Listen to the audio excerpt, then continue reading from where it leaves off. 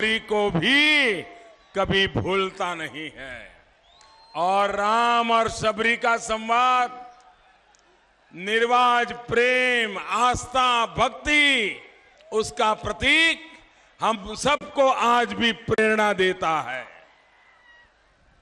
ನಮ್ಮ ದೇಶ ಯಾವ ರೀತಿ ಶ್ರೀರಾಮಚಂದ್ರನ ನೆನಪಿಸಿಕೊಳ್ಳುತ್ತೋ ಅದೇ ರೀತಿಯಾಗಿ ಮಾತಾ ಶಬರಿಯನ್ನು ಸಹಿತ ನೆನಪಿಸಿಕೊಳ್ಳುತ್ತೆ। ಮಾತಾ ಶಬರಿ ಅಂದರೆ ಭಗವಾನ್ ಶ್ರೀರಾಮನಲ್ಲಿ ಭಕ್ತಿ, ಪ್ರೀತಿ, ವಿಶ್ವಾಸವನ್ನ ಒಬ್ಬ ಮಾತೆಯ ರೂಪದಲ್ಲಿ ತೋರಿಸಿದ್ದು ಮಾತಾ ಶಬರಿ। हम भारतीय जनता पार्टी के लोग भी राष्ट्रभक्ति, जनता जनार्दन की भक्ति, गरीबों की सेवा, उसी भाव को लेकर के आज सार्वजनिक जीवन में आप सबकी सेवा में रत है। ನಾವು ಭಾರತೀಯ ಜನತಾ ಪಾರ್ಟಿ ಕಾರ್ಯಕರ್ತರು ಯಾವ ರೀತಿ ಶಬರಿ ಶ್ರೀರಾಮಚಂದ್ರನ ಮೇಲೆ ಭಕ್ತಿ ಪ್ರೀತಿಯನ್ನು ಇಟ್ಟಿದ್ದೋ ಅದೇ ರೀತಿಯಾಗಿ ಭಾರತ ಮಾತೆಯ ಮೇಲೆ ರಾಷ್ಟ್ರಭಕ್ತಿ, ಪ್ರೀತಿ ಮತ್ತು ಅವಿರತವಾದಂಥ ವಿಶ್ವಾಸವನ್ನು ಇಟ್ಟು ಕೆಲಸ ಮಾಡತಕ್ಕಂಥ ಕಾರ್ಯಕರ್ತರು। हम लोगों का एक ही मंत्र है, सबका साथ सबका विकास। ನಮ್ಮೆಲ್ಲರದು ಒಂದೇ ಮಂತ್ರ, सबका साथ सबका विकास, ಸರ್ವರ ಜೊತೆ। लेकिन दूसरी तरफ एक ऐसी पार्टी है जिसने आजादी के 70 साल में 60 साल तक खुद ने राज किया है, लेकिन वो पार्टी का मंत्र है उनका परिवार, यही उनका संविधान है, उनका परिवार यही उनकी सरकार है। वो सरकार चलाते हैं तो भी परिवार के लिए, वो सरकार गिराते हैं तो भी परिवार के लिए। ನಮ್ಮ ದೇಶದಲ್ಲಿ ಇನ್ನೊಂದು ಪಕ್ಷ ಇದೆ, ಈ ದೇಶವನ್ನ 60 ವರ್ಷ ರಾಜ್ಯ ಆಳಿದವರು, ಅವರಿಗೆ ಈ ದೇಶದ ಸಂವಿಧಾನ ಅಲ್ಲ, ಪರಿವಾರ ಏನು ನಿರ್ಣಯ ಮಾಡುತ್ತೆ ಅದೇ ಅವರ ಸಂವಿಧಾನ। ಈ ದೇಶವನ್ನು ಅವರು ಆಳಿದ್ದು ಪರಿವಾರವಾದಕ್ಕಾಗಿ, ಪರಿವಾರದ ಖುಷಿಗಾಗಿ। ಹಾಗೆಯೇ ಯಾವುದಾದ್ರೂ ಸರ್ಕಾರವನ್ನು ಅವರು ಬೀಳಿಸಿದ್ರೆ ಆ ಪರಿವಾರದ ಉನ್ನತಿಗಾಗಿ ಮಾತ್ರ। सत्ता पाने के लिए वो किसी भी हद तक जा सकते हैं। ಅಧಿಕಾರಕ್ಕಾಗಿ ಅವರು ಯಾವುದಾದರೂ ಮಟ್ಟದವರೆಗೆ ಹೋಗತಕ್ಕಂಥವರು। देश तोड़ो, पंथ तोड़ो, जाति तोड़ो, परिवार तोड़ो, बिरादरी तोड़ो, भाई से भाई को लड़ाओ और उनकी कुर्सी बचाओ, यही उनका खेल है। ತಮ್ಮ ಅಧಿಕಾರ ಸಾಧನೆಗಾಗಿ ದೇಶ ಒಡಿತಾರೆ, ರಾಜ್ಯ ಒಡಿತಾರೆ, ಪಂಥಗಳನ್ನು ಒಡಿತಾರೆ, ಜಾತಿಗಳ ಮಧ್ಯದಲ್ಲಿ ವಿಷಬೀಜ ಬಿತ್ತಿ ಜಾತಿಗಳನ್ನು ಒಡಿತಾರೆ, ಅವಶ್ಯಕತೆ ಬಿದ್ದರೆ ಮನೆತನಗಳನ್ನು ಸಹಿತ ಒಡೆದಿದೆ, ತಮ್ಮ ಸ್ವಾರ್ಥ ಸಾಧನೆಗಾಗಿ ಮಾತ್ರ।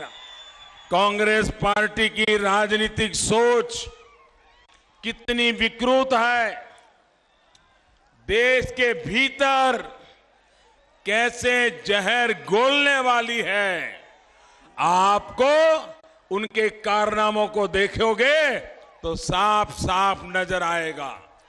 ಕಾಂಗ್ರೆಸ್ ಪಾರ್ಟಿ ಯಾವ ರೀತಿ ತನ್ನ ವಿಕೃತ ಮನಸ್ಸಿನಿಂದ ಇವತ್ತು ದೇಶದ ಒಳಗಡೆ ತನ್ನ ಕುತಂತ್ರ ಬುದ್ಧಿಯನ್ನು ಉಪಯೋಗಿಸಿ ಒಂದೇ ಒಂದು ಉದ್ದೇಶ, ತನ್ನ ಅಧಿಕಾರವನ್ನು ಹೇಗಾದರೂ ಮುಟ್ಟಿಯಲ್ಲಿ ಇಟ್ಕೋಬೇಕು ಅನ್ನೋ ಜೊತೆಗೆ ಈ ಸಮಾಜದ ಜೊತೆ ಒಡಿತಕ್ಕಂಥ ವಿಧ್ವಂಸಕ ಕೃತ್ಯವನ್ನು ಕಾಂಗ್ರೆಸ್ ಪಾರ್ಟಿ ಮಾಡ್ತಾ ಇದೆ।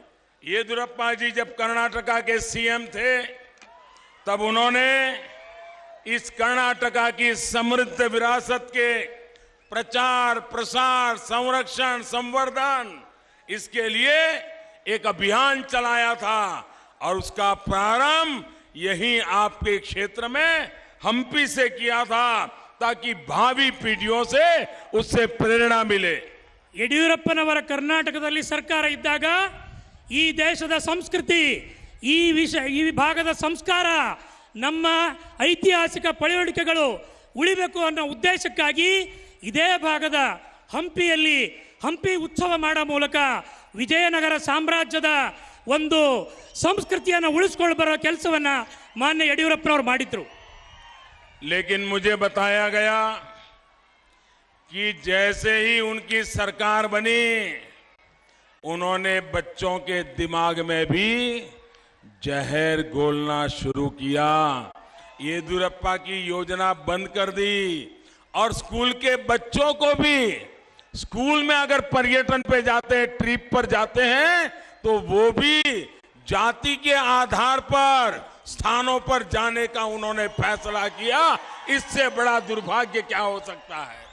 ಈಗಿನ ಕಾಂಗ್ರೆಸ್ ಸರ್ಕಾರ ಅಂದ್ರೆ ಸಿದ್ದರಾಮಯ್ಯನವರ ಸರ್ಕಾರ ಬಂದ ಮೇಲೆ ಸಾಂಸ್ಕೃತಿಕ ಕಾರ್ಯಕ್ರಮಗಳನ್ನು ಮಾಡೋದು ದೂರ ಉಳಿತು. ಇವ್ರು ಏನ್ ಮಾಡಿದ್ರು, ಆ ಭಾಗಕ್ಕೆ ನಮ್ಮ ಐತಿಹಾಸಿಕ ಸ್ಥಳಗಳಿಗೆ ಪ್ರವಾಸ ಹೋಗಬೇಕು ಅಂತ ಶಾಲಾ ಮಕ್ಕಳು ಹೋದ್ರೆ ಅದನ್ನು ಸಹಿತ ಜಾತಿ ಆಧಾರಿತವಾಗಿ ಪಟ್ಟಿ ಮಾಡಿದ್ರು. ಈ ಜಾತಿಯವರು ಹೋಗಬೇಕು, ಈ ಜಾತಿಯವರು ಹೋಗಬಾರದು ಅಂತ. ಇಷ್ಟು ಒಂದು ಕೆಟ್ಟ ಆಡಳಿತವನ್ನು ಮಾನ್ಯ ಸಿದ್ದರಾಮಯ್ಯವರು ಕೊಟ್ಟಿದ್ದಾರೆ. बंधु भगिनी, आपके क्षेत्र में एक से एक बढ़कर धरोहर है, हमारे पूर्वजों ने दी हुई विरासत है. ये तो धरती जैन काशी के रूप में भी जानी जाती है. लेकिन इस सरकार ने न उसके प्रचार के लिए कुछ किया, न प्रसार के लिए कुछ किया, न टूरिज्म डेवलपमेंट के लिए किया, न कुछ यात्रा स्थान के विकास के लिए किया. ಬಂಧುಗಳೇ, ಈ ಭಾಗದಲ್ಲಿ ನನಗೆ ಗೊತ್ತಿರೋ ಮಟ್ಟಿಗೆ ಸಾಕಷ್ಟು ಸಾಂಸ್ಕೃತಿಕ ಕೇಂದ್ರಗಳು, ಐತಿಹಾಸಿಕ ಕೇಂದ್ರಗಳು, ನಮ್ಮ ಶ್ರದ್ಧಾ ಕೇಂದ್ರಗಳು ಈ ಭಾಗದಲ್ಲಿದೆ. ಇವತ್ತು ಜೈನ ಕಾಶಿ ಅಂತ ಕರೀತಕ್ಕಂಥ ಕೇಂದ್ರ ನಮ್ಮ ಭಾಗದಲ್ಲಿ ಕೊಪ್ಪಳ ಜಿಲ್ಲೆಯಲ್ಲಿದೆ. ಅದನ್ನ ಇವರು ಯಾತ್ರಾ ಸ್ಥಳವಾಗಿ ಮಾಡೋದು ದೂರುಳಿತು. ಇವತ್ತಿಗೂ ಅದರ ಜೀರ್ಣೋದ್ಧಾರವನ್ನ ಈ ಕಾಂಗ್ರೆಸ್ ಸರ್ಕಾರ ಮಾಡಿಲ್ಲ, ಆ ಪ್ರಯತ್ನವನ್ನು ಸಹಿತ ಮಾಡಿಲ್ಲ. कोई भी देश अपने इतिहास की, अपनी सांस्कृतिक विरासत की, अपनी सामाजिक धरोहर की कभी भी उपेक्षा नहीं कर सकता है. ಯಾವುದೇ ದೇಶ ತನ್ನ ಇತಿಹಾಸವನ್ನ, ತನ್ನ ಪೂರ್ವಜರನ್ನ, ತನ್ನ ಮುಂದಿನ ಭವಿಷ್ಯಕ್ಕಾಗಿ ಯಾವತ್ತಿಗೂ ಅವರನ್ನ ಮರೀಲಿಕ್ಕೆ ಸಾಧ್ಯ ಇಲ್ಲ. ಭವಿಷ್ಯ ಕಟ್ಟಬೇಕು ಅಂತಂದ್ರೆ ಇತಿಹಾಸ ನೆನಪಿರಬೇಕಾಗುತ್ತೆ. भाइयों बहनों, देश की सांस्कृतिक विरासत का सामर्थ्य बने, इसके लिए भारत सरकार ने एक स्वदेश दर्शन योजना बनाई है. 5,000 करोड़ रुपए की लागत से इस योजना के तहत लोगों को यात्रा करने की सुविधाएं बढ़े, अलग अलग सर्किट डेवलप हो, बुद्ध सर्किट हो, महात्मा गांधी सर्किट हो, स्वातंत्र सेनानी सर्किट हो, भगवान राम का सर्किट हो, महावीर जैन महावीर का सर्किट हो, आदिवासी क्षेत्रों का सर्किट हो, रेगिस्तान का सर्किट हो, समुद्री तट का सर्किट हो. ऐसी एक स्वदेश दर्शन योजना का 5,000 करोड़ की योजना हमने बनाई है ताकि एक भारत श्रेष्ठ भारत उसको बल मिले. ಬಂಧುಗಳೇ, ಇವತ್ತು ನಮ್ಮ ಕೇಂದ್ರ ಸರ್ಕಾರ ನಮ್ಮ ಪೂರ್ವಜರ, ನಮ್ಮ ಐತಿಹಾಸಿಕ ಸ್ಥಳಗಳ, ನಮ್ಮ ಇತಿಹಾಸ ಪುರುಷರ ನೆನಪುಗಳನ್ನ ನಮ್ಮ ಭಾರತ ದೇಶದ ಜನರು ಮರಿಬಾರದು ಅನ್ನೋ ಕಾರಣಕ್ಕೆ ಆ ಯಾತ್ರಾ ಸ್ಥಳಗಳ ಅಭಿವೃದ್ಧಿಗಾಗಿ 5,000 ಕೋಟಿ ರೂಪಾಯಿಗಳ ಸಾಂಸ್ಕೃತಿಕ ಸ್ವದೇಶಿ ಯಾತ್ರಾ ಯೋಜನೆಯನ್ನು ಪ್ರಾರಂಭ ಮಾಡಲಾಗಿದೆ. ಅದರಲ್ಲಿ ಬುದ್ಧ, ಅದರಲ್ಲಿ ಜೈನ ಮುನಿಗಳು, ಅದರಲ್ಲಿ ಶ್ರೀರಾಮಚಂದ್ರ, ಅದರಲ್ಲಿ ನಮ್ಮ ಎಲ್ಲ ಋಷಿಮುನಿಗಳು, ಸಮುದ್ರ ತಟದ ಒಂದು ಪ್ರವಾಸ, ಈ ರೀತಿ ಎಲ್ಲ ಪ್ರೇಕ್ಷಣೀಯ ಸ್ಥಳಗಳು, ಐತಿಹಾಸಿಕ ಸ್ಥಳಗಳು, ಧಾರ್ಮಿಕ ಕೇಂದ್ರಗಳ ಪ್ರವಾಸಕ್ಕಾಗಿ ಈ ಯೋಜನೆಯನ್ನು ಕೇಂದ್ರ ಸರ್ಕಾರ ಈಗಾಗಲೇ ಪ್ರಾರಂಭ ಮಾಡಿದೆ. बंधु भगिनी, कोप्पला और इसके आसपास के इलाकों को रामायण सर्किट से बहुत बड़ा लाभ होने वाला है. ಬಂಧುಗಳೇ, ಕೊಪ್ಪಳದ ಈ ಭಾಗದ ಜನತೆಗೆ ರಾಮಾಯಣದ ಒಂದು ಸರ್ಕಿಟ್ ಯಾತ್ರೆ ಏನಿದೆ ಅದರಿಂದ ಅತಿ ಹೆಚ್ಚಿನ ಲಾಭವನ್ನ ಈ ಭಾಗದ ಜನರಿಗೆ ದೊರಕಲಿದೆ. और इसमें आपके अनेगुंडी और हम्पी का भी महात्म्य है. ಅದರಲ್ಲಿ ತಮ್ಮ ಜಿಲ್ಲೆಗೆ ಬರ್ತಕ್ಕಂಥ ಆನೆಗುಂದಿ ಹಾಗೂ ಪಕ್ಕದ ಹಂಪಿಗೆ ಹೆಚ್ಚಿನ ಲಾಭ ಆ ಒಂದು ಯಾತ್ರಾ ಸರ್ಕಿಟ್ ಯೋಜನೆಯಿಂದ ಬರೋದಿದೆ. ये क्षेत्र महावीर हनुमान की जन्मस्थली और भगवान राम के वनवास के अहम क्षेत्रों से जुड़ी हुई है.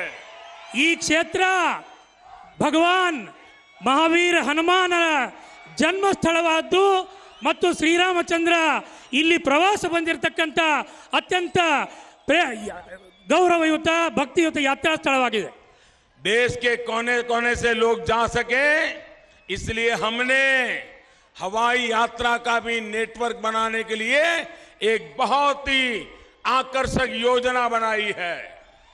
ಈ ಕೇಂದ್ರಗಳಿಗೆ ಪ್ರವಾಸಿಗರನ್ನ ಆಕರ್ಷಣೆ ಮಾಡಲು ನಾವು ಬರೀ ರೇಲ್ ಅಲ್ಲ, ರಸ್ತೆ ಅಲ್ಲ, ಹವಾಯಿ ಜಹಾಜ್ ಅಂದ್ರೆ ವಿಮಾನದ ಮೂಲಕ ಬರಲಿಕ್ಕೂ ವ್ಯವಸ್ಥೆಯನ್ನು ನಾವು ಈಗಾಗಲೇ ಮಾಡಿದ್ದೇವೆ.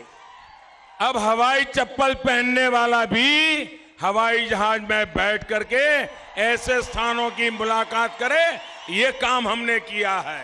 ಇನ್ನು ಮುಂದೆ ಹವಾಯಿ ಚಪ್ಪಲ್ ಹಾಕ್ತಕ್ಕಂಥ ಒಬ್ಬ ಸಾಮಾನ್ಯ ಮನುಷ್ಯ ಹವಾಯಿ ಜಹಾಜ್ ಅಂದ್ರೆ ವಿಮಾನಯಾನವನ್ನ ಮಾಡಲಿಕ್ಕೆ ಅನುಕೂಲ ಮಾಡತಕ್ಕಂಥ ವ್ಯವಸ್ಥೆಯನ್ನು ನಮ್ಮ ಸರ್ಕಾರ ಮಾಡಿದೆ.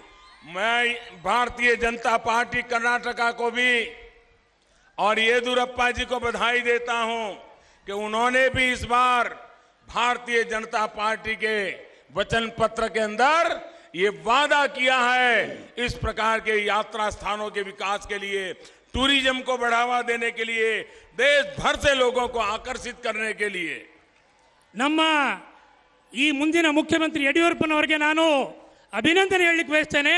ಯಾಕಂದ್ರೆ ಮೊನ್ನೆ ಅವರು ಏನು ಪ್ರಣಾಳಿಕೆ ಬಿಡುಗಡೆ ಮಾಡಿದ್ರು, ಅದರಲ್ಲಿ ಸಹಿತ ಈ ರೀತಿ ಯಾತ್ರಾ ಕೇಂದ್ರಗಳಿಗೆ ಹೆಚ್ಚಿನ ಅನುದಾನವನ್ನ ಟೂರಿಸಂ ಇಲಾಖೆ ಮುಖಾಂತರ ಕೊಡೋದ್ರ ಬಗ್ಗೆ ನಿರ್ಣಯವನ್ನು ಅವರು ಮಾಡಿದ್ದಾರೆ.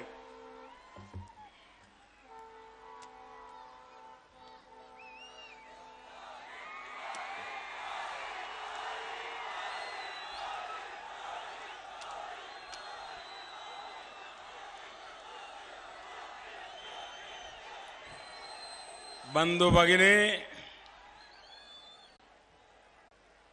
2 साल पहले आपको याद होगा कि मैंने इसी धरती की संतान मल्लम्मा को मैंने मेरे मन की बात कार्यक्रम में उसका जिक्र किया था. ಬಂಧುಗಳೇ, ತಮಗೆಲ್ಲ ನೆನಪಿರಬಹುದು, 2 ವರ್ಷದ ಕೆಳಗಡೆ ಮನ್ ಕಿ ಬಾತ್ ಕಾರ್ಯಕ್ರಮದಲ್ಲಿ ಈ ಕೊಪ್ಪಳ ಜಿಲ್ಲೆಯ ಸುಪುತ್ರಿ ಮಲ್ಲಮ್ಮನ ಒಂದು ಹೆಸರನ್ನು ನಾನು ಉಲ್ಲೇಖ ಮಾಡಿದ್ದೆ ಸ್ವಚ್ಛ ಭಾರತ ಅಡಿ ಕಾರ್ಯಕ್ರಮದಲ್ಲಿ. इस गांव की छोटी सी बच्ची मल्लम्मा उसने शौचालय बनाने की जिद पकड़ी, शौचालय बनाने का अभियान चलाया और परिवर्तन कैसे आता है पूरे देश को राह दिखाने का काम हमारी यहाँ की बेटी मल्लम्मा ने किया था. ಈ ನಮ್ಮ ಪಕ್ಕದ ಗ್ರಾಮದ ಮಗಳು ಮಲ್ಲಮ್ಮ ತನ್ನ ಒಂದು ಸಣ್ಣ ವಯಸ್ಸಲ್ಲಿ ಹೋರಾಟ ಮಾಡೋ ಮುಖಾಂತರ ಒಂದು ಶೌಚಾಲಯ ವ್ಯವಸ್ಥೆಗಾಗಿ ಹೋರಾಟ ಮಾಡಿ ಅದನ್ನು ಸಾಧನೆ ಮಾಡಿದ್ದು ಇಡೀ ದೇಶದ ಕಣ್ತರಿಸ್ತಕ್ಕಂಥ ಕೆಲಸವನ್ನ ಮಲ್ಲಮ್ಮ ಮಾಡಿದ್ದಾಳೆ. मुझे खुशी है आज मल्लम्मा जैसी लाखों बेटियां पूरे देश में स्वच्छ भारत अभियान को आगे बढ़ा रही है. मैं इस धरती को विशेष नमन करता हूं जिस धरती ने हमारी मल्लम्मा जैसी बेटी को जन्म दिया. ನಾನಿವತ್ತು ಏನು ಮಲ್ಲಮ್ಮ ಕೆಲಸ ಮಾಡಿದಾಳೆ ಆ ಒಂದು ಕೆಲಸಕ್ಕಾಗಿ ಈ ಭೂಮಿಗೆ ಅಂದ್ರೆ ಮಲ್ಲಮ್ಮ ಜನಿಸಿದ ಜಿಲ್ಲೆಗೆ ನಾನು ನನ್ನ ಸಹಸ್ರ ಪ್ರಣಾಮಗಳನ್ನು ಮಾಡಲಿಕ್ಕೆ ಬಯಸ್ತೇನೆ. भाइयों बहनों, शौचालय ये सुविधा मात्र नहीं है, ये नारी के सम्मान के साथ जुड़ा हुआ है, ये नारी के इज्जत के साथ जुड़ा हुआ है. कोई कल्पना कर सकता है कि गांव के अंदर हमारी मां बहन खुले में शौच जाना पड़ता है, वो अंधेरे का इंतजार करती हैं, सुबह सूरज उगने से पहले चली जाती है, दिन भर बेचारी जाती नहीं है, परेशानी हो तो भी जाती नहीं और शाम को सूरज ढलने का इंतजार करती है। क्या मेरी माताओं बहनों को इस अत्याचार से मुक्ति मिलनी चाहिए कि नहीं मिलनी चाहिए? ಬಂಧುಗಳೇ, ಈ ಶೌಚಾಲಯ ವ್ಯವಸ್ಥೆ ಬರೀ ಒಂದು ಸಾಧನೆ ಅಥವಾ ಒಂದು ವ್ಯವಸ್ಥೆ ಅಲ್ಲ. ಮಹಿಳೆಯರಿಗಾಗಿ ಇದು ಒಂದು ಗೌರವ ಮತ್ತು ಮರ್ಯಾದೆ ಪ್ರಶ್ನೆ. ನಾವಿವತ್ತು ಸಾಕಷ್ಟು ಕಡೆ ನೋಡ್ತಾ ಇದ್ದೀವಿ. ಈವರೆಗೆ ಒಂದು ವೇಳೆ ಮಹಿಳೆಯರು ಶೌಚಕ್ಕೆ ಹೋಗಬೇಕು ಅಂತಾದರೆ ಸೂರ್ಯ ಹುಟ್ಟೋದಕ್ಕಿಂತ ಮುಂಚೆ ಆದರೂ ಹೋಗಬೇಕು, ಇಲ್ಲ ಸೂರ್ಯಾಸ್ತ ಆಗೋದನ್ನು ಕಾಯುವಂಥ ಒಂದು ಬಹಳ ವಿಚಿತ್ರ ಪರಿಸ್ಥಿತಿಯಲ್ಲಿ ಮಹಿಳೆಯರು ಅನುಭವಿಸ್ತಾ ಇದ್ರು. ಆ ಒಂದು ಪರಿಸ್ಥಿತಿಯನ್ನು ತಪ್ಪಿಸಲಿಕ್ಕಾಗಿ ನಾವಿವತ್ತು ಸ್ವಚ್ಛ ಭಾರತ್ ಅಭಿಯಾನವನ್ನು ಶೌಚಾಲಯ ವ್ಯವಸ್ಥೆಯನ್ನು ಮಾಡಲಿಕ್ಕೆ ಪ್ರಾರಂಭ ಮಾಡಿದ್ದೇವೆ. भाइयों बहनों, जब मैं लाल किले पर से शौचालय की बात कही तो लोगों ने मेरी आलोचना की, मेरा मजाक उड़ाया और नामदार तो इस कामदार की मजाक उड़ाने में कभी पीछे ही नहीं रहते हैं. ಬಂಧುಗಳೇ, ನಾನೆಂದು ಲಾಲ್ ಕಿಲಾದ ಮೇಲೆ ನಿಂತುಕೊಂಡು ಶೌಚಾಲಯದ ಬಗ್ಗೆ ಸ್ವಚ್ಛ ಭಾರತ ಬಗ್ಗೆ ಮಾತಾಡಿದಾಗ ಯಾರು ನಾಮದಾರ್ ಇದ್ದಾರೋ ಅಂದರೆ ಹೆಸರುವಾಸಿ ನಾಯಕರುಗಳು ನನ್ನ ಕಾಮದಾರಿ ನಾಯಕನಿಗೆ ಮಜಾಕ್ ಮಾಡಿದರು. ಅಲ್ಲಿ ಮೇಲೆ ಕೆಂಪು ಕೋಟೆ ಮೇಲೆ ನಿಂತು ಸ್ವಚ್ಛ ಭಾರತ ಕಸ ಬಳಿತಾರೆ ಅನ್ನೋ ಮಜಾಕನ್ನು ಮಾಡಿದ್ದು ನನಗೆ ಗೊತ್ತಿದೆ. लेकिन सोने का चम्मच लेकर के पैदा हुए नामदार को उस गरीब मां की मुसीबत का पता कैसे चलेगा? वो मजाक उड़ाएंगे, लेकिन हम तो गरीबों के लिए जीते हैं, गरीबों के लिए जिंदगी खपाने वाले लोग हैं. ಯಾವ ನಾಮದಾರಿಗಳು ಹುಟ್ಟುತ್ತಾ ಬಂಗಾರದ ಚಮ್ಮಚವನ್ನು ಕೈಲಿ ಹಿಡ್ಕೊಂಡು ಬಂದವರು ಆಸ್ತಿವಂತರು, ಅವರು ಈ ಕೆಲಸದ ಬಗ್ಗೆ ಮಜಾಕ್ ಮಾಡೋದು ಬಿಟ್ಟರೆ ಬೇರೆ ಏನು ಮಾಡಲಿಕ್ಕೆ ಸಾಧ್ಯನೇ ಇಲ್ಲ. ಯಾಕೆಂದರೆ ಅವರಿಗೆ ಆ ಮಹಿಳೆಯರಿಗೆ ಆಗ್ತಕ್ಕಂಥ ಮುಜುಗರದ ಬಗ್ಗೆ, ಅಪಮಾನದ ಬಗ್ಗೆ ಒಂದು ಎಳ್ಳು ಕಾಟು ಕಾಳಜಿ ಇಲ್ಲ ಅವರಿಗೆ. भाइयों बहनों, आपको जानकर के खुशी होगी कि देश को इस चीज की कितनी जरूरत थी. भले लोग मेरी मजाक उड़ाते हो, लेकिन 2014 में मेरी सरकार बनी, उसके पहले हमारे देश में गांवों में शौचालय का कवरेज सिर्फ 40% था. 4 साल की कड़ी मेहनत, मल्लमा जैसी बेटियों का साथ, आज वो कवरेज 40% से 4 साल में 80% हमने पहुंचा दिया है. ಬಂಧುಗಳೇ, ಈ ನಾಮದಾರಿಗಳು ನಮ್ಮನ್ನು ಎಷ್ಟಾರು ಮಜಾಕ್ ಮಾಡಲಿ, ಆದರೆ ನಿಮಗೆ ಒಂದು ಹೇಳಿಕ್ಕೆ ಬಯಸ್ತೇನೆ. 2014 ಮುಂಚೆ ನಮ್ಮ ಸರ್ಕಾರ ಅಧಿಕಾರಕ್ಕೆ ಬರೋಕ್ಕೆ ಮುಂಚೆ ಈ ದೇಶದಲ್ಲಿ ಶೌಚಾಲಯ ವ್ಯವಸ್ಥೆ ಪ್ರತಿಶತ 40% ಮಾತ್ರ ಇತ್ತು, 40%. ಆದರೆ ಕಳೆದ 4 ವರ್ಷದಲ್ಲಿ ಮಲ್ಲಮ್ಮನಂಥ ಬಾಲಕಿಯರ ಮಕ್ಕಳ ಒಂದು ವಿಶೇಷ ಪ್ರಯತ್ನದಿಂದ ಇವತ್ತು ದೇಶದಲ್ಲಿ ಪ್ರತಿಶತ 80ರಷ್ಟು ಶೌಚಾಲಯ ವ್ಯವಸ್ಥೆಯನ್ನು ಮಾಡಲಿಕ್ಕಾಗಿದೆ ಅಂತ ನಾನು ಬಹಳ ಅಭಿಮಾನದಿಂದ ಹೇಳ್ತೇನೆ. आपने कल्पना की है, हमारे देश की मां, गरीब मां लकड़ी का चूल्हा जला करके खाना पकाती है. मैंने बचपन में मेरी मां को लकड़ी के चूल्हे पर खाना पकाते देखा है. पूरा घर धुएं से भर जाता था. हम बच्चे घर में खांसते रहते थे, मां परेशानी झेलती थी, लेकिन हमें खाना खिलाती थी. ऐसी करोड़ों माताएं मेरे देश में जिंदगी गुजारती थी. और एक मां लकड़ी का चूल्हा जला करके खाना पकाती है तो 400 सिगारेट का धुआं हर दिन उसके शरीर में जाता है. उस के शरीर का हाल क्या होगा? और इसलिए हमने बीड़ा उठाया कि मेरी गरीब से गरीब मां को ये लकड़ी के चूल्हे से खाना पकाने से मुक्ति दिलाऊंगा, उसको गैस का कनेक्शन दूंगा.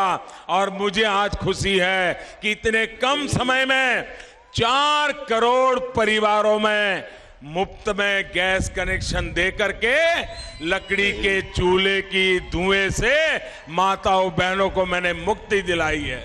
ಬಂಧುಗಳೇ, ಕಳೆದ ಸಾಕಷ್ಟು ವರ್ಷಗಳಿಂದ ನಾವು ನೋಡಿದ್ದೇವೆ ನಮ್ಮ ಮಾತೆಯರು ಹಳ್ಳಿಗಳಲ್ಲಿ ಕಸ ಕಟ್ಟಿ ಹರ್ಕೊಂಬಂದು ಗಿಡ ಕಟ್ ಮಾಡ್ಕೊಂಬಂದು ಇದ್ದಲುಗಳಿಂದ ಮನೆಯಲ್ಲಿ ಒಲೆ ಹೊತ್ತಿಸಿದ್ದನ್ನು ನಾವು ನೋಡಿದ್ದೇವೆ. ನಾನು ಸ್ವತಃ ಕಡುಬಡತನದ ಬೆಳೆದವನು. ನಮ್ಮ ತಾಯಿ ಅಡಿಗೆ ಮಾಡಬೇಕು ಅಂತಂದರೆ ಕಟ್ಟಿಗೆ ಆರಿಸ್ಕೊಂಬಂದು ಅಡಿಗೆ ಮಾಡಿ ನಮಗೆ ಹಾಕ್ತಿದ್ರು. ಮನೆಯಲ್ಲೆಲ್ಲ ಆ ಒಂದು ಇದು ಗಾಳಿ ವಾಯು ಮಿಶ್ರಿತವಾಗಿ ಒಂದು ರೀತಿ ವಾತಾವರಣ ಬರ್ತಿತ್ತು. ಅದರಿಂದ ಇವತ್ತು ಸೈಂಟಿಸ್ಟ್ಗಳು ಹೇಳೋ ಪ್ರಕಾರ ಒಂದು ಬಾರಿ ಅಡಿಗೆ ಮಾಡಿದರೆ ಒಂದು ದಿನಕ್ಕೆ 400 ಸಿಗರೇಟ್ ಸೇದಿದ ಒಂದು ಆ ಮಾತಿಗೆ ಆ ರೀತಿ ಎಫೆಕ್ಟ್ ಆಗೋದು. ಅಂಥ ಪರಿಸ್ಥಿತಿ ಒಳಗೆ ಇವತ್ತು ಹೆಮ್ಮೆಯಿಂದ ಹೇಳಲಿಕ್ಕೆ ಬಯಸ್ತೇವೆ. ಈ ಗ್ಯಾಸ್ ಕನೆಕ್ಷನನ್ನು ಕಳೆದ 4 ವರ್ಷದಲ್ಲಿ 4 ಕೋಟಿ ಮನೆಗಳಿಗೆ ಕೊಡಲಾಗಿ ಈಗಾಗಲೇ ದೇಶದಲ್ಲಿ ನಾವು ಸಾಧನೆಯನ್ನು ಸಾಧಿಸಿದ್ದೇವೆ ಅಂತ ಹೇಳಿಕ್ಕೆ ನಾನು ಬಯಸ್ತೇನೆ. भाइयों बहनों, ये कांग्रेस का एक और पाप मैं आपको गिनाना चाहता हूं. आपको मालूम है आज हमारे देश में कई जिले ऐसे हैं जहां 1000 अगर लड़के पैदा होते हैं तो सिर्फ 800, 850, 900 बेटियां पैदा होती हैं. जबकि समाज में जितने लड़के पैदा होने चाहिए उतनी लड़कियां पैदा होनी चाहिए. लेकिन पुरानी सरकारों के दरमियान मां के गर्भ में ही बेटियों को मार दिया जाता था. सरकार सोती रहती थी, बेटियों की संख्या कम होती गई. हमने बीड़ा उठाया है बेटी बचाने का. मां के गर्भ में बेटियों को नहीं मारने देंगे. बेटा बेटी एक समान इस अभियान को चलाया है और उसका परिणाम है कि आज 1000 बेटों के सामने नए जन्म होने वाली बेटियां भी बराबर पैदा होने शुरू हुआ है. आगे चल करके ये गड्ढा है वो भी भर जाएगा. ये काम हम कर रहे हैं. ಬಂಧುಗಳೇ, ನಮ್ಮ ಸರ್ಕಾರ ಅಧಿಕಾರಕ್ಕೆ ಬರೋಕ್ಕಿಂತ ಮುಂಚೆ ಈ ದೇಶದಲ್ಲಿ 1,000 ಗಂಡು ಮಕ್ಕಳು ಜನಿಸಿದರೆ ಆ ರೇಷಿಯೋದಲ್ಲಿ ಒಂದು ವರ್ಷಕ್ಕೆ 850ರಿಂದ 900 ಅಂದರೆ ರೇಷಿಯೋ ಆ ರೀತಿ ಇತ್ತು. 1000 ಗಂಡು ಮಕ್ಕಳಿಗೆ 850ರಿಂದ 900 ಮಕ್ಕಳು. ಯಾಕೆ ಆಗ್ತಿತ್ತು ಅಂದರೆ ಇಲ್ಲಿ ಹೆಣ್ಣು ಮಗು ಅಂದರೆ ಆ ಭ್ರೂಣಾವಸ್ಥೆಯಲ್ಲಿ ಹತ್ಯೆ ಮಾಡ್ತಕ್ಕಂಥ ಒಂದು ಕೆಟ್ಟ ಪದ್ಧತಿ ಈ ದೇಶದಲ್ಲಿ ನಡೀತಾ ಇತ್ತು. ನಮ್ಮ ಸರ್ಕಾರ ಬಂದ ಮೇಲೆ ಬೇಟಿ ಬಚಾವ್ ಆಂದೋಲನವನ್ನು ತಗೊಂಡು ಇವತ್ತು ನಾನು ಹೆಮ್ಮೆಯಿಂದ ಹೇಳಿಕ್ಕೆ ಬಯಸ್ತೇನೆ, 1,000 ಗಂಡು ಮಕ್ಕಳಿಗೆ 1,000 ಹೆಣ್ಣು ಮಕ್ಕಳ ಜನನ ಆಗ್ತಾ ಇದೆ. ಇದರಿಂದ ನಮ್ಮ ಹೆಣ್ಣು ಮಕ್ಕಳು ಗೌರವದಿಂದ ಬದುಕಲಿಕ್ಕೆ ಎಲ್ಲ ಮೂಲಭೂತ ಸೌಲಭ್ಯಗಳನ್ನು ನಾವು ಕೊಡ್ತಾ ಇದ್ದೇವೆ. बेटियों को शिक्षा मिले, 18 साल की उम्र के बाद एक जीवन में आत्मविश्वास और सुरक्षा महसूस हो, इसलिए हमने सुकन्या समृद्धि योजना के तहत बेटियों के नाम अगर कोई पैसा जमा करता है तो अधिक ब्याज देने की योजना बनाई. और आज बेटियों के नाम करोड़ों करोड़ों रुपयों के बैंकों में खातों में पैसे जमा हुए. जब बेटी 18 साल की होगी ये रुपया उनको ब्याज समेत मिलेगा. ಇವತ್ತು ಪ್ರತಿ ಜನ್ಮ ತಗೋ ಹೆಣ್ಣು ಮಗುವಿಗೆ ಫ್ರೀಯಾಗಿ ಶಿಕ್ಷಣ ದೊರೆಯಬೇಕು. 18 ನಂತರ ಅವರೇನು ಉನ್ನತ ಶಿಕ್ಷಣಕ್ಕೆ ಹೋಗ್ತಾರೆ ಅದಕ್ಕಾಗಿ ದೊಡ್ಡ ಮೊತ್ತ ಅವರಿಗೆ ಸಿಗಬೇಕಾಗಿ ನಾವಿವತ್ತು ಮಗು ಹುಟ್ಟಿದ ತಕ್ಷಣ ಅವರ ಹೆಸರಲ್ಲಿ ನೋಂದಾವಣೆ ಮಾಡಿ ಅವರ ಒಂದು ಡೆಪಾಸಿಟನ್ನು ಮಾಡುವಂಥ ವ್ಯವಸ್ಥೆಯನ್ನು ನಾವು ಮಾಡಿದ್ದೇವೆ. ಇದರ ಮುಖಾಂತರ ಅವರು ತಮ್ಮ ಭವಿಷ್ಯದ ವಿದ್ಯಾಭ್ಯಾಸಕ್ಕಾಗಿ ಉದ್ಯೋಗಕ್ಕಾಗಿ ಆ ಹಣವನ್ನು ಆ ರಾಶಿಯನ್ನು ಬಳಸಬಹುದು. ಆ ವ್ಯವಸ್ಥೆಯನ್ನು ನಮ್ಮ ಸರ್ಕಾರ ಮಾಡಿದೆ. कभी कभी कुछ राक्षसी मनोवृत्ति वाले लोग, विकृत मानसिक वाले लोग हमारी बेटियों पर राक्षसी कृत्य करके बलात्कार करके उनकी जिंदगी तबाह कर देते हैं, बेटियों को मौत के घाट उतार देते हैं. भाइयों बहनों, ये मोदी सरकार है जिसने फैसला किया है कि अगर बेटियों के साथ ऐसा राक्षसी प्राप होगा उनको फांसी पे लटका दिया जाएगा. ये कानून हमने बनाया है. ಬಂಧುಗಳೇ, ಇತ್ತೀಚಿನ ಕೆಲವು ವರ್ಷಗಳಲ್ಲಿ ನಾವು ನೋಡ್ತಾ ಇದ್ದೇವೆ ಹೆಣ್ಣು ಮಗುವಿನ ಮೇಲೆ, ಅದು ಹೆಣ್ಣು ವಯಸ್ಸಿಗೆ ಬಂದವರು ಇರ್ಬೋದು, ಚಿಕ್ಕ ಮಗು ಇರ್ಬೋದು, ಸಾಕಷ್ಟು ಅತ್ಯಾಚಾರಗಳು ನಡೆಯೋದನ್ನು ನಾವು ಮೇಲೆ ನೋಡ್ತಾ ಇದ್ದೇವೆ. ಅದು ಇನ್ನು ಮೇಲೆ ಸಾಧ್ಯ ಇಲ್ಲ. ಅದು ನಮ್ಮ ಸರ್ಕಾರ ಮೊನ್ನೆ ಸುಗ್ರೀವಾಜ್ಞೆ ಮುಖಾಂತರ ಯಾರೇ ಒಬ್ಬರು ಅತ್ಯಾಚಾರವನ್ನು ಏನಾದರೂ ಹೆಣ್ಣು ಮಗುವಿನ ಮೇಲೆ ಮಾಡಿದರೆ ಅವರಿಗೆ ಅತ್ಯಂತ ಉಗ್ರವಾದಂಥ ಗಲ್ಲು ಶಿಕ್ಷೆ ಕೊಡೋ ನಿರ್ಣಯವನ್ನು ನಾವು ಮಾಡಿದ್ದೇವೆ. साथियों, मैं कर्नाटक भारतीय जनता पार्टी को बधाई देता हूं, श्रीमान येदियुरप्पा जी को बधाई देता हूं कि उन्होंने भारतीय जनता पार्टी के मैनिफेस्टो में, भारतीय जनता पार्टी के वचन पत्र में उन्होंने ये वादा किया है कि महिला सशक्तिकरण को वो और तेजी से आगे बढ़ाएंगे. ನಾನು ಈ ಕ್ಷಣದಲ್ಲಿ ಯಡಿಯೂರಪ್ಪನವರಿಗೆ ಮತ್ತೊಮ್ಮೆ ಅಭಿನಂದನೆ ಹೇಳಲಿಕ್ಕೆ ಬಯಸ್ತೇನೆ. ಯಾಕೆಂದ್ರೆ ಅವರು ತಮ್ಮ ಪ್ರಣಾಳಿಕೆಯಲ್ಲಿ ಈ ಒಂದು ಗಲ್ಲು ಶಿಕ್ಷೆಯ ವಿಚಾರವನ್ನ ತಗೊಂಡ್ಬಿಟ್ಟು ಮುಂದಿನ ನಮ್ಮ ಸರ್ಕಾರದಲ್ಲಿ ಅದನ್ನ ಬಹಳ ಕಟ್ಟುನಿಟ್ಟಾಗಿ ಅನುಷ್ಠಾನ ಮಾಡೋ ಒಂದು ಪ್ರಮಾಣವನ್ನು ಅವರು ತೆಗೆದುಕೊಂಡಿದ್ದಾರೆ. येदियुरप्पा जी ने वादा किया है 15 मई को भाजपा की सरकार बनने के बाद कर्नाटक की महिलाओं के लिए 10,000 करोड़ रुपए की राशि से स्त्री उन्नति फंड बनाया जाएगा. ಈಗ ಯಡಿಯೂರಪ್ಪನವರ ಒಂದು ಪ್ರಣಾಳಿಕೆಯಲ್ಲಿ 10,000 ಕೋಟಿಯ ರಾಶಿಯಿಂದ ಸ್ತ್ರೀ ಉನ್ನತಿ ಫಂಡ್ ಅಂತ ಒಂದು ರಾಶಿಯನ್ನು ಇಟ್ಟು ಮುಂದಿನ ದಿನಗಳಲ್ಲಿ ಹೆಣ್ಣು ಮಕ್ಕಳ ವಿದ್ಯಾಭ್ಯಾಸ, ಹೆಣ್ಣು ಮಕ್ಕಳ ಸ್ವತಂತ್ರ ಉದ್ಯೋಗ, ಹೆಣ್ಣು ಮಕ್ಕಳ ಉದ್ಯೋಗದ ಮುಂದಿನ ಭವಿಷ್ಯಕ್ಕಾಗಿ ಆ ಒಂದು ರಾಶಿಯನ್ನು ಈಗಾಗಲೇ ಮೀಸಲಿಡಲು ಅವರು ನಿರ್ಣಯವನ್ನು ಮಾಡಿದ್ದಾರೆ. महिलाओं के नेतृत्व में कोऑपरेटिव मूवमेंट चलाई जाएगी, महिलाओं की कोऑपरेटिव सोसाइटियां बनाई जाएगी और स्त्री उन्नति स्टोर का पूरे राज्य के अंदर जाल बिछाया जाएगा. ಮಹಿಳೆಯರಿಗಾಗಿಯೇ ಕೋಆಪರೇಟಿವ್ ಸೊಸೈಟಿಗಳು, ಮಹಿಳೆಯರಿಗಾಗಿಯೇ ಕಾರ್ಪೊರೇಷನ್ಗಳು, ಮಹಿಳೆಯರ ಉದ್ಯೋಗದಿಂದ ಲಭಿಸಿದ ಆ ಉತ್ಪನ್ನಗಳಿಗೆ ಮಾರಾಟ ಮಾಡಲು ಮಹಿಳೆಯರಿಗಾಗಿಯೇ ಸ್ತ್ರೀ ಉನ್ನತಿ ಸ್ಟೋರ್ಗಳನ್ನು ರಾಜ್ಯದಾದ್ಯಂತ ಮಾಡೋ ನಿರ್ಣಯವನ್ನು ಮಾನ್ಯ ಯಡಿಯೂರಪ್ಪನವರು ತಗೊಂಡಿದ್ದಾರೆ. कर्नाटक की मेरी महिला बहनें, भाई, माताएं, एक बहुत बड़ा काम येदियुरप्पा की जी सरकार करना चाहती हैं. 15 मई के बाद भाजपा की सरकार बनके करना चाहती हैं. जो विमेन सेल्फ हेल्प ग्रुप है, अगर वो पैसे ब्याज से लेंगे तो सिर्फ 1% रुपये के ब्याज से 1% ब्याज से 2 लाख रुपए की राशि इन महिलाओं को दी जाएगी. ये बहुत बड़ा क्रांतिकारी विचार येदियुरप्पा जी ने रखा है. ಮೇ 15 ನಂತರ ಬರತಕ್ಕಂಥ ಯಡಿಯೂರಪ್ಪನವರ ನೇತೃತ್ವದ ಸರ್ಕಾರ ಇನ್ನೊಂದು ದೊಡ್ಡ ನಿರ್ಣಯವನ್ನು ಮಾಡಿದೆ.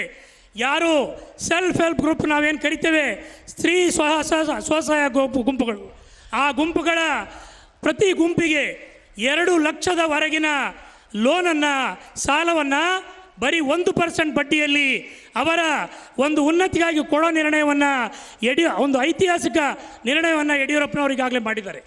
पशुपालन और डेयरी उद्योग को बल मिले, महिलाओं को एक अतिरिक्त काम मिले, गांव की महिलाओं को काम मिले, इसलिए 100 करोड़ रुपया डेयरी फार्मिंग की योजना के लिए उन्होंने तय किया है. ಇಲ್ಲಿ ಮಹಿಳೆಯರು ಪಶುಪಾಲನೆ ಮಾಡಲಿಕ್ಕಾಗಿ, ಡೈರಿ ಫಾರ್ಮ್ ಡೆವಲಪ್ ಮಾಡಲಿಕ್ಕಾಗಿ ಅನುಕೂಲ ಮಾಡಲು 100 ಕೋಟಿ ರೂಪಾಯಿಯ ಬಾಬತ್ತನ್ನು ಯಡಿಯೂರಪ್ಪನವರು ತಮ್ಮ ಮುಂದಿನ ಬಜೆಟಲ್ಲಿ ಇಡೋದ್ರ ಬಗ್ಗೆ ಈಗಾಗಲೇ ತಮ್ಮ ಪ್ರಣಾಳಿಕೆಯಲ್ಲಿ ಘೋಷಣೆ ಮಾಡಿದ್ದಾರೆ. विमेन एंटरप्राइज के लिए 100 करोड़ रुपए की लागत से 30 नए क्लस्टर बनाए जाएंगे. ಮಹಿಳಾ ಉದ್ಯಮಿಗಳಿಗಾಗಿ 100 ಕೋಟಿಯ ಬಜೆಟ್ನಲ್ಲಿ ರಾಜ್ಯದಾದ್ಯಂತ 30 ಕ್ಲಸ್ಟರ್ಗಳ ರಚನೆಯನ್ನ ಮಹಿಳಾ ಉದ್ಯಮಿಗಳಿಗಾಗಿ ರಚನೆ ಮಾಡ್ತಾ ಇದ್ದಾರೆ. बंधु भगिनी, कर्नाटक की एक विशेषता रही है.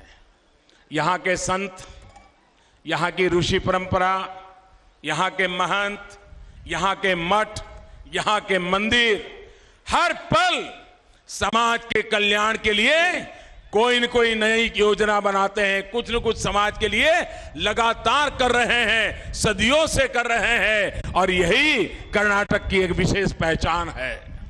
ಬಂಧುಗಳೇ, ಕರ್ನಾಟಕದಲ್ಲಿ ಮಠ ಮಂದಿರಗಳು ಸುಮ್ಮನೆ ಪೂಜಾ ಸ್ಥಾನಗಳಾಗಿ ಕೂತಿಲ್ಲ, ಸಾರ್ವಜನಿಕ ಸೇವಾ ಕ್ಷೇತ್ರದಲ್ಲಿ ತಮ್ಮನ್ನು ತಾವು ತೊಡಗಿಸ್ಕೊಂಡಿವೆ. ಅವರು ಇವತ್ತು ವಿಶೇಷವಾಗಿ ಅಂದರೆ ಪ್ರತಿ ಹನಿಯನ್ನು, ಭೂಮಿಗೆ ಬಿದ್ದ ಹನಿಯನ್ನು ಕಾಪಾಡಲು, ನೀರನ್ನು ಉಳಿಸಲಿಕ್ಕಾಗಿ ಸಾಕಷ್ಟು ವಿಶೇಷ ಕಾರ್ಯಕ್ರಮಗಳನ್ನು ಹಮ್ಮಿಕೊಂಡಿದ್ದಾರೆ. जल संचय के क्षेत्र में गवीमठ जत्रा, ये गवीमठ जत्रा ने जो काम किया है, मैं समझता हूं आने वाली पीढ़ियां याद करेगी कि ऐसी महान काम इस धरती पर करके देश को दिशा दी है. ಇಲ್ಲಿನ ಗವಿಮಠ ಅಂಥದ್ರಲ್ಲಿ ಬಹಳ ಉನ್ನತ ಸ್ಥಾನವನ್ನು ಹೊಂದಿದೆ. ಈ ಒಂದು ನೀರಿನ ಉಳಿಸಕ್ಕಾಗಿ ಅವರೊಂದು ದೊಡ್ಡ ಕಾರ್ಯಕ್ರಮವನ್ನು ತಗೊಂಡ್ಬಂದು ಇಡೀ ದೇಶಕ್ಕೆ ಮಾದರಿಯಾಗಿದ್ದಾರೆ. मुझे बताया गया कि पिछले वर्ष जल दीक्षा का भी बहुत बड़ा कार्यक्रम चलाया गया. समाज को ताकतवर बनाने का कैसा बड़ा अभियान यहाँ लोग चाहते हैं, मैं उनको नमन करता हूँ. ನನಗೆ ತಿಳಿಸಿದ್ರು, ಗವಿಮಠದ ಮೂಲಕ ಜಲ ದೀಕ್ಷಾ ಅನ್ನೋ ಕಾರ್ಯಕ್ರಮದ ಮುಖಾಂತರ ಪ್ರತಿ ಹಳ್ಳಿಯಲ್ಲಿ ಈ ಭೂಮಿಗೆ ಬಿದ್ದಂಥ ಹನಿ ಹನಿ ನೀರನ್ನು ಕೂಡಿಡ್ಲಿಕ್ಕಾಗಿ ಇಲ್ಲಿನ ಗುರುಗಳು ಬಹಳ ದೀಕ್ಷಾಬದ್ಧರಾಗಿ ಎಲ್ಲ ಸಾರ್ವಜನಿಕರಿಗೂ ಅದರಲ್ಲಿ ತೊಡಗಿಸಿದ್ದಾರೆ. ಆ ಒಂದು ಗುರುಗಳಿಗೆ ನಾನು ಸಹಸ್ರ ನಮನಗಳನ್ನು ಮಾಡಲಿಕ್ಕೆ ಬಯಸ್ತೇನೆ. भाइयों बहनों, हमारा किसान ऐसी ताकत रखता है. अगर किसान को पानी मिल जाए तो मेरा किसान मिट्टी में से सोना पैदा कर सकता है. ನಮ್ಮ ರೈತರಿಗೆ ಸರಿಯಾದ ಸಮಯದಲ್ಲಿ ಅವರ ಹೊಲಗಳಿಗೆ ನೀರನ್ನು ಕೊಟ್ಟರೆ ಅವರು ಈ ಮಣ್ಣಿನಿಂದ ಬಂಗಾರದ ಬೆಳೆಯನ್ನು ಬೆಳೆಸುವಂಥ ಸಾಮರ್ಥ್ಯವನ್ನು ಹೊಂದಿದ್ದಾರೆ. कर्नाटका का ये हमारा क्षेत्र जो सदियों से भदखणजा के रूप में जाना जाता था. ಈ ಭಾಗ ಕರ್ನಾಟಕದಲ್ಲಿ ನಮ್ಮ ಜಿಲ್ಲೆ ಭತ್ತದ ಕಣಜ ಅಂತೇಳಿ ಇಡೀ ದೇಶದಲ್ಲಿ ತನ್ನ ಹೆಸರನ್ನು ಉಳಿಸ್ಕೊಂಡಿದೆ. चावल का कटोरा आज बूंद बूंद पानी के लिए तरस रहा है. ಈ ಭತ್ತದ ಕಣಜ ಇವತ್ತು ನಮ್ಮ ರೈತರು ಆ ಹೊಲಗಳಿಗಾಗಿ ಒಂದೊಂದು ಹನಿ ನೀರಿಗಾಗಿ ಇವತ್ತು ತಡಪಡಿಸ್ತಾ ಇದ್ದಾರೆ. ತುಂಗಭದ್ರಾ और आलमपट्टी, अलामट्टी ऐसे डैम होने के बाद भी ये सरकार सोई पड़ी है और उसके कारण किसान पानी के बिना तरस रहा है. ಇವತ್ತು ತುಂಗಭದ್ರಾ ಪಕ್ಕದಲ್ಲಿ ಆಲಮಟ್ಟಿ ಇಂಥ ದೊಡ್ಡ ಪ್ರಾಜೆಕ್ಟ್ಗಳನ್ನ ಇಟ್ಕೊಂಡು ಸಹಿತ ನಮ್ಮ ಜಿಲ್ಲೆಯ ರೈತರು ಹನಿ ನೀರಿಗಾಗಿ ಪರಿತಪಿಸ್ತಾ ಇದ್ದಾರೆ. ಇದಕ್ಕೆ ಕಾರಣ ಇವತ್ತಿನ ರಾಜ್ಯದ ಸಿದ್ದರಾಮಯ್ಯ ಕಾಂಗ್ರೆಸ್ ಸರ್ಕಾರ. लेकिन ये कांग्रेस के अहंकारी नेता, ये अहंकारी सरकार, ये यहाँ का अहंकारी मुख्यमंत्री खुद को तो कुछ समझ नहीं आता है, लेकिन ये किसी से सीखने को भी तैयार नहीं है. अरे हिंदुस्तान के और राज्यों ने पानी के लिए क्या काम किया है? अरे बगल में महाराष्ट्र ने डीसिल्टिंग का कितना बड़ा काम किया है, उससे भी कुछ सीखते तो आज मेरे कर्नाटका के किसान का ये हाल न होता. ಆದರೆ ನಮ್ಮ ರಾಜ್ಯದ ಕಾಂಗ್ರೆಸ್ ಸರ್ಕಾರ, ಅದರ ಮುಖ್ಯಮಂತ್ರಿ, ಅದರ ಮಂತ್ರಿಗಳು ಈ ನೀರಿಗಾಗಿ ಯಾವುದೇ ಒಂದು ಕಾರ್ಯಕ್ರಮವನ್ನು ಆಯೋಜನೆ ಮಾಡಲಿಕ್ಕೆ ಸಿದ್ಧರಿಲ್ಲ. ಅವರಿಗೆ ತಮಗೆ ಗೊತ್ತಿಲ್ಲ, ಆದರೆ ಪಕ್ಕದ ರಾಜ್ಯಗಳಲ್ಲಿ ಮಾಡಿದ ಕಾರ್ಯಕ್ರಮಗಳ ಬಗ್ಗೆ ನೋಡೋಂಥ ವ್ಯವಧಾನವೂ ಇಲ್ಲ. ಇವತ್ತು ಮಹಾರಾಷ್ಟ್ರದಲ್ಲಿ ನಮ್ಮ ಭಾರತೀಯ ಜನತಾ ಪಾರ್ಟಿ ಸರ್ಕಾರ ನೀರಿನ ಉಳಿಕೆಗಾಗಿ ಅಲ್ಲಿರ್ತಕ್ಕಂಥ ಹಳ್ಳಗಳಲ್ಲಿ ಡೀಸಿಲ್ಟ್ ಮಾಡಲು ಏನು ಕಾರ್ಯಕ್ರಮವನ್ನು ಹಮ್ಮಿಕೊಂಡಿದೆ, ಹೋಗಿ ನೋಡಿ ಬರೋ ವ್ಯವಧಾನ ಈ ಕಾಂಗ್ರೆಸ್ ನಾಯಕರಿಗಿಲ್ಲ. आपके 5 साल इस सरकार ने बर्बाद किए हैं. अरे बगल में महाराष्ट्र में बीजेपी की सरकार को अभी तो 2-3 साल हुआ है और 2 साल के भीतर भीतर उन्होंने डीसिल्टिंग का अभियान चलाया, सारे बांध को गहरा किया, पानी संरक्षण ज्यादा किया और किसानों को कम अधिक मात्रा में मदद करने में सफल हुए। और यहां की सरकार उन्होंने 5 साल बर्बाद कर दिए। 5 ವರ್ಷದಿಂದ ಈ ಸರ್ಕಾರ ನಡೆದಿದೆ.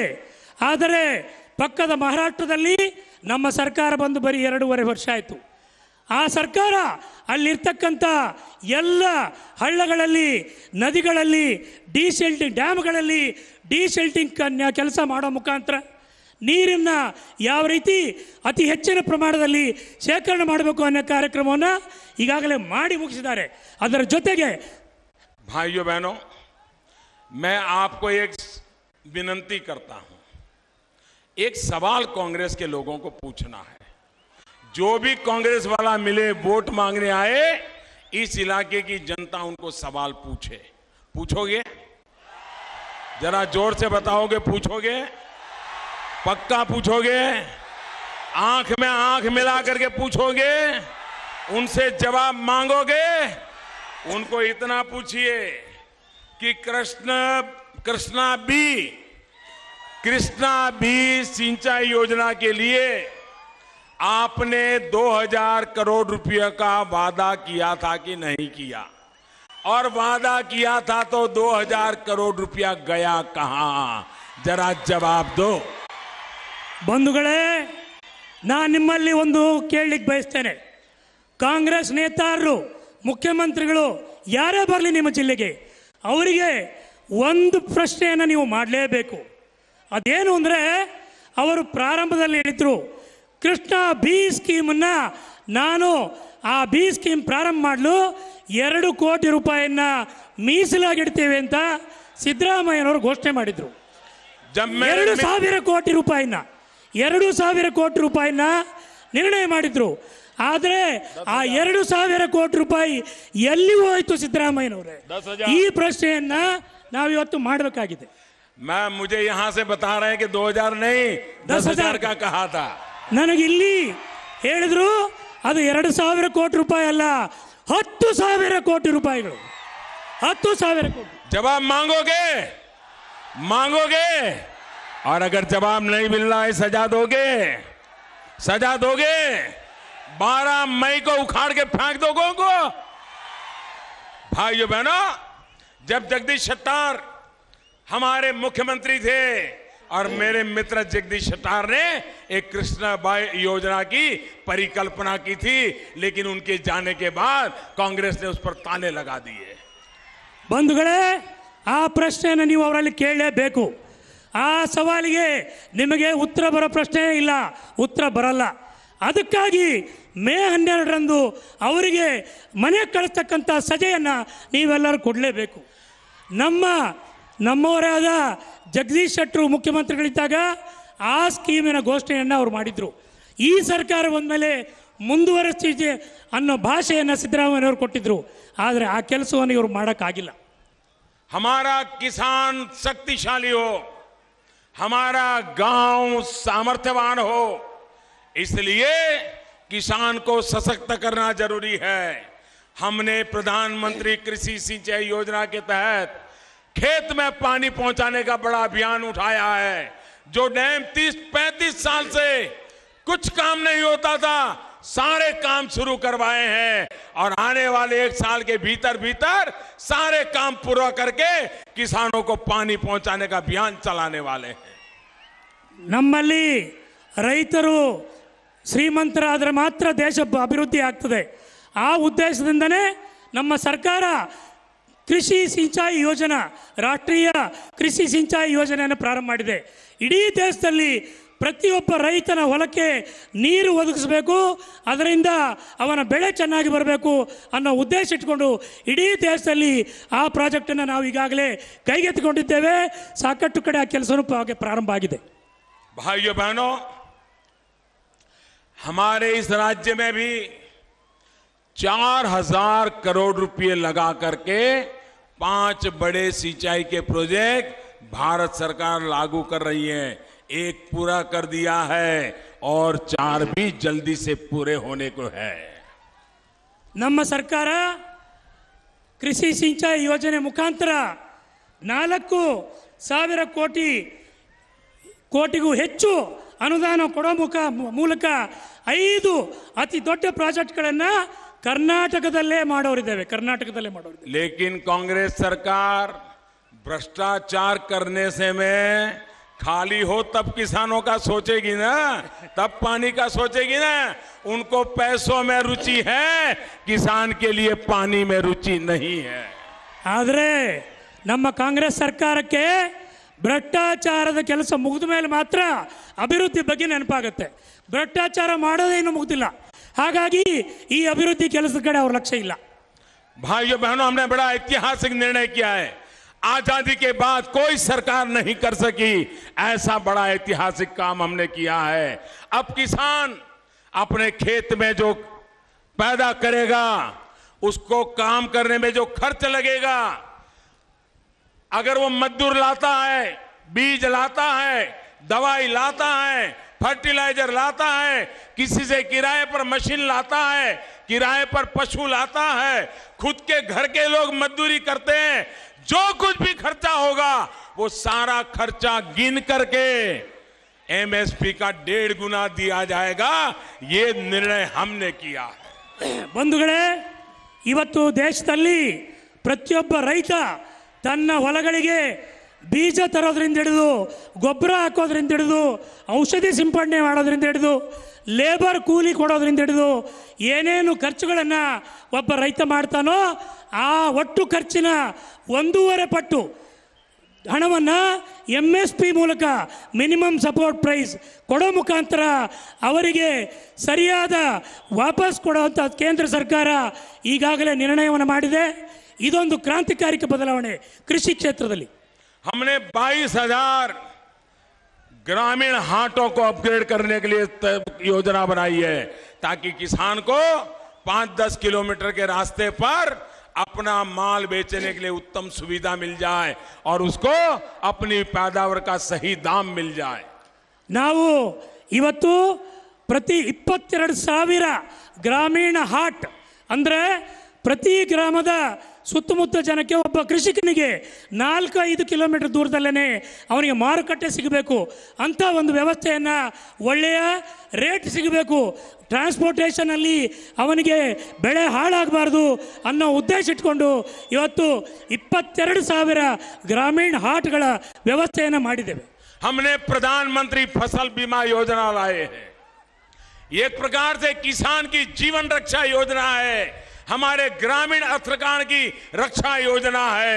ये प्रधानमंत्री फसल बीमा योजना से किसान को बुआई से पहले, बुआई के दरमियान, फसल पैदा होने के बाद, फसल बाजार में जाने से पहले अगर कोई भी प्राकृतिक नुकसान होगा, सभी समय उसको फसल बीमा का पैसा मिलेगा.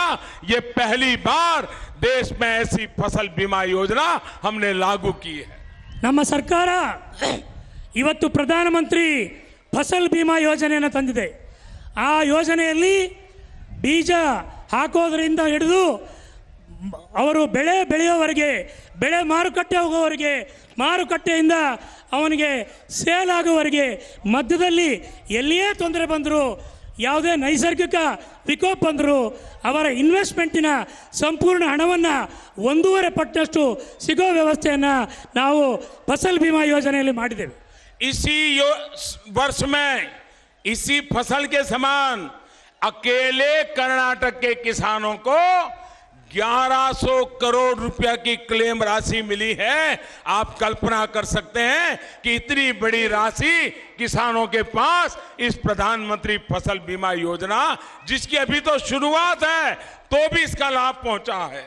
ಇವತ್ತು ಆ ಫಸಲ್ ಬಿಮಾ ಯೋಜನೆ ಎಷ್ಟು ಪರಿಣಾಮಕಾರಿಯಾಗಿದೆ ಅಂದರೆ, ಕರ್ನಾಟಕದಲ್ಲಿ ಒಂದೇ ರಾಜ್ಯದಲ್ಲಿ 1,100 ಕೋಟಿ ಹಣವನ್ನು ನಾವಿವತ್ತು ಕರ್ನಾಟಕದ ಬಡ ರೈತರಿಗೆ ನಾವು ಫಸಲ್ ಬಿಮಾ ಯೋಜನೆ ಮುಖಾಂತರ ಲಾಭವನ್ನು ಕೊಡಮಾಡಿದ್ದೇವೆ.